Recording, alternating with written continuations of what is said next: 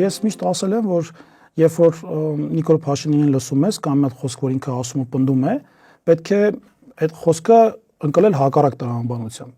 Ինքը ասում է, որ կա թալան, ուրեմն հաստատ թալան չկա։ Երբ որ ինքը ասում է թալան չկա, այդ ժամանակ կարելի է ենթադրել, որ իրանք են թալանում։ Կամ օրինակ, եթե մենք դիտարկենք խոստման քաղաքական խոստումների շարանը քաղաքացիական պայմանագրի կուսակցության, ապա որ ինվենտարիզացնենք, գրենք, թե կոնկրետ ինչ է ասել ու ինչ է արել ԿՊ վարչակազմը, ես կարող եմ պնդել, որ 10%-ը ձգի թե չձգի։ Այդ ասֆալտապատումներով, այդ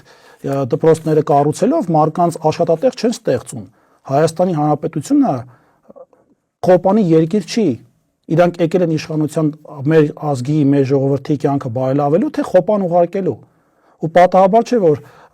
մեր ձևաշարժման համակարգող Նարեկ Կարապետյանը խոսելով աշխատատեղերի ստեղծման մասին պնդում արեց, որ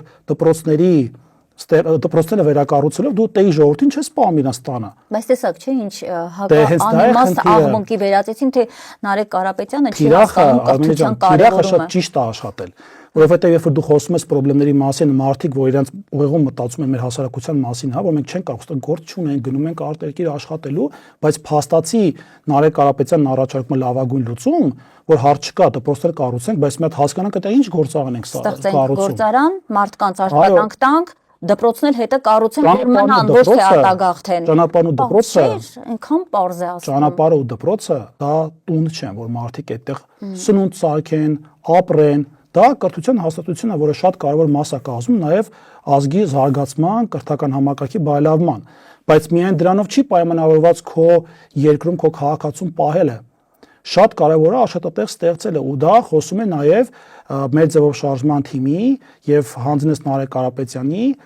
տեսլականի մասին, որ մենք դեռևս չմտած քաղաքական